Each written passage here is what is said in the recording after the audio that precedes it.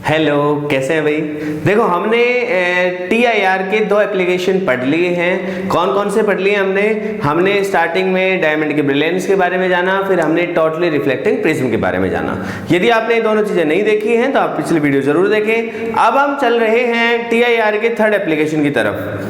देखो तीसरा जो एप्लीकेशन है it is very interesting and आपने रियल लाइफ में इसको बहुत बार ऑब्जर्व किया होगा।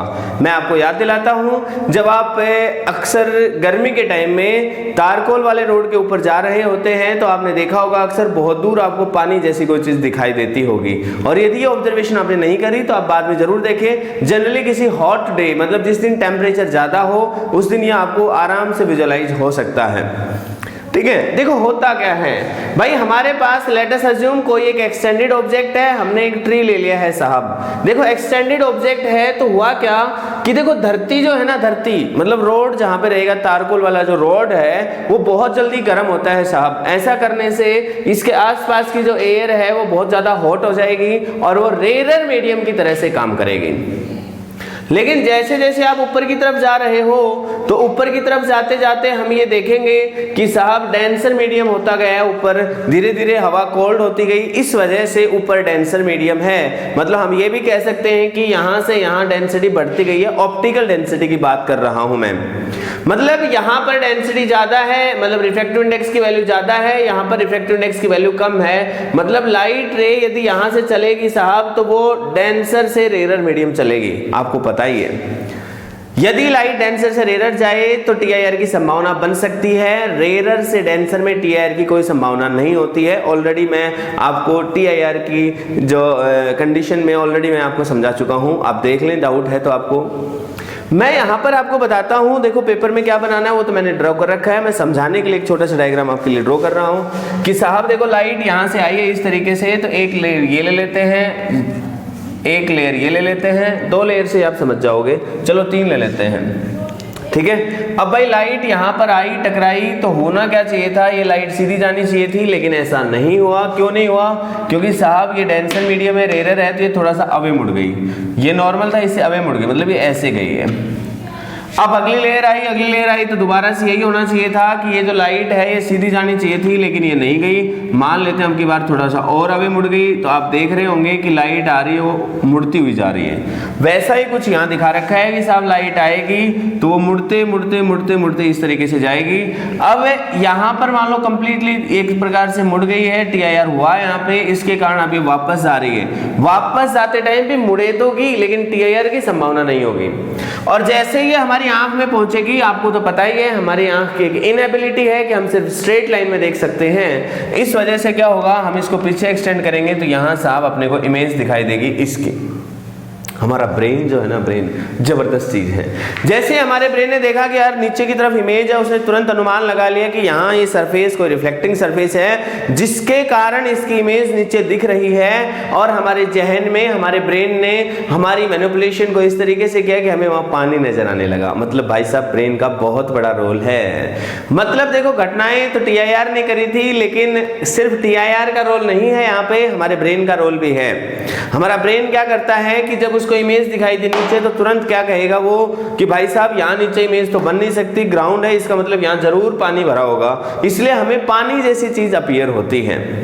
तो भाई अब पेपर में लिखा कैसे जाएगा, आप सीधे सिंपल शब्दों में लिखेंगे। अभी समझ में आया होगा आपको। अब लिखने की बात करते हैं कि आप लिखेंगे सीधा when light is coming from an extended object. जब लाइट किसी एक एक्सटेंडेड ऑब्जेक्ट से आ रही होगी, so it is going from denser to rarer. भाई साहब ऑब्वियस सी बात है, डेंसर से रेयर आई होगी, मैंने समझा दिया आपको, बस इतनी बात लिखें इसमें।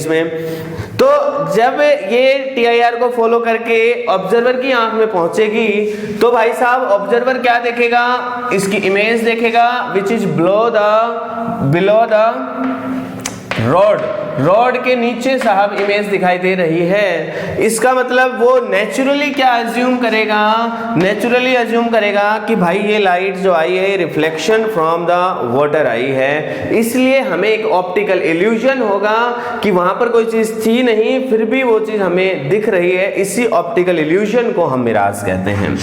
जनरली डेजर्ट्स में ये चीज देखने को मिलती है और हॉट तारकोल रोड पर भी विजिबल आराम से हो जाती है। आई आई होप ये चीज आपको अच्छे से समझ आ गई होगी, कर लेना, पेपर के लिहाज से इंपॉर्टेंट टॉपिक है। अब हम बात करते हैं ऑप्टिकल फाइबर की, जो चौथा एप्लीकेशन हम लोग पढ़ रहे हैं TIR का। देखो भाई, ऑप्टिकल फाइबर को समझने के लिए थोड़ा सा ये देखिए, आप नजर डालिए इसके ऊपर, ये एक पाइप है। मैं कह रहा हूं साहब इसके ऊपर एक लेयर चढ़ा दो दूसरी, और दूसरी लेयर के ऊपर तीसरी लेयर चढ़ा दो, तो उसकी जो क्रॉस सेक्शनल व्यू है वो आपको दिखा रखा है। ये अंदर वाला हिस्सा है साहब, ये इसके ऊपर वाला हिस्सा है, ये इसके ऊपर वाला हिस्सा है। इसके हिस्सों का अलग अलग नाम है। जो सबसे अंदर है उस वाले हिस्से का नाम रखा है हमने कोर, और इसका रिफ्रैक्टिव इंडेक्स है साहब μ1। इसके जस्ट ऊपर जो लेयर आई है उस लेयर का नाम है क्लैडिंग, और इसका जो रिफ्रैक्टिव इंडेक्स है ये है जी μ2।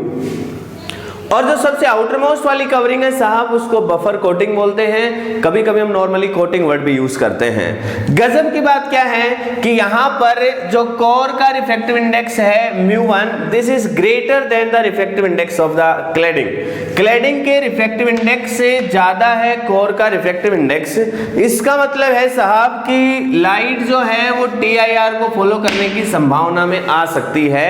यदि देखो यहाँ पर लाइट डालेंगे हम, ये रिफ्रैक्शन के कारण यहाँ एंटर करेगी, क्योंकि अभी तो रेयर से डेंसर गई लाइट, बाहर तो हवा है साहब, तो रिफ्रैक्शन हुआ, अंदर मुड़ गई। लेकिन यहाँ पर जो एंगल आई है, यदि वो क्रिटिकल एंगल से बड़ा हो गया, I is greater than the critical angle, critical angle से बड़ा हो गया, तो TIR की संभावना हो जाएगी। संभावना क्या हो ही जाएगा TIR। और गजब की बात क्या है, एक बार यदि TIR हो गया उसके बाद तो होता ही रहेगा, और सिग्नल एक जगह से दूसरी जगह बहुत ही तेज स्पीड से पहुंचेगा। दुनिया की सबसे तेज स्पीड ऑफ लाइट है, तो लाइट डाली आपने और इधर पहुंच गई, इससे फास्ट कुछ नहीं है अभी तक। इसका मतलब भाई सिग्नल फास्टेस्ट स्पीड पे एक जगह से दूसरी जगह पहुंच गया है। यही हमारा पर्पस है कि भाई सिग्नल को हमने एक जगह से दूसरी जगह भेजने के लिए यूज किया क्या, ऑप्टिकल फाइबर। इसके ये बेसिक वर्किंग मैंने आपको समझा दी है, बस इतना ही करना है आपको इसमें। अब बात करते हैं इसके यूजेस की।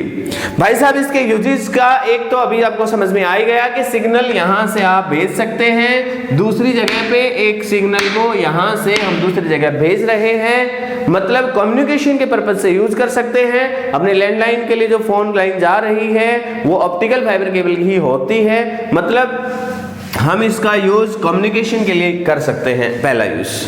दूसरा यूज, आपने एंडोस्कोपी का नाम तो जरूर सुना होगा, हो सकता है मालूम नहीं हो क्या है, लेकिन नाम जरूर सुना होगा। मैं बता देता हूँ एंडोस्कोपी क्या है। भाई साहब मान लो पेट में कुछ चेक करना है, तो हम क्या करते हैं, डॉक्टर साहब क्या करते हैं, पाइप को अंदर डालते हैं मुंह के थ्रू, ठीक है। तो अंदर स्टमक को चेक करना है, अंदर के इंटरनल ऑर्गन्स को चेक करना है, तो उसके लिए होता है एंडोस्कोप। तो होगा क्या भाई, उसके आगे लगा रहेगा कैमरा, और वो एक ऑप्टिकल फाइबर रहेगा, एक बल्ब रहेगा वहां पे, मतलब छोटी लाइट रहेगी, लाइट से कैमरे के थ्रू लाइट जाएगी, मतलब बल्ब ऑन हुआ, कैमरे में पिक्चर्स आई, और वो ऑप्टिकल फाइबर के थ्रू अपने को बाहर स्क्रीन पर दिखाई दे गई। मतलब मेडिकल पर्पस में भी इसका यूज है, ये बहुत जबरदस्त यूज है इसका मेडिकल साइंस में भी। अच्छा, इसकी एक गजब की बात क्या है, तीसरा यूज हम इसका फोटोमेट्रिक सेंसर्स में यूज कर सकते हैं। फोटोमेट्रिक सेंसर्स जो है साहब ब्लड के फ्लो को मेजर करने के काम आते हैं, ब्लड फ्लो की क्या रेट है उसके लिए काम होते हैं इनका। और दूसरा रिफ्लेक्टोमीटर्स का यूज कर सकते हैं, नाम से पता चल रहा होगा, रिफ्रैक्टोमीटर है बेसिकली ये। रिफ्रैक्टोमीटर्स होते हैं साहब क्या, जो रिफ्रैक्टिव इंडेक्सेस को मेजर करने के काम आते हैं, तो इनमें भी यूज कर सकते हैं हम। इसकी एक छोटी सी बात और बताता हूं चलते चलते, कि आपने देखा होगा अक्सर हम लोग लेके आते हैं एक छोटा सा लैंप होता है, उसमें थ्रेड्स निकले होते हैं, डेकोरेशन के लिए यूज करते हैं, नीचे बल्ब जलेगा और इन किनारों पर चमकीली चमकीली लाइट्स हमें दिखाई देती हैं, राइट। वो भी लाइट पाइप बोलते हैं जिसको, मतलब basically these are the optical fibres. ध्यान रहे ये पाइप इतने मोटे मोटे नहीं होते हैं, इनकी थिकनेस माइक्रोमीटर्स में होती है, बहुत थिन है मेरे भाई, लेकिन रिफ्रैक्टिव इंडेक्स का बहुत बड़ा रोल है। कोर का रिफ्रैक्टिव इंडेक्स क्या रहेगा, ज्यादा रहेगा as compared to the cladding. Okay, I hope आपने अच्छे से एंजॉय किया होगा। Okay, goodbye, take care.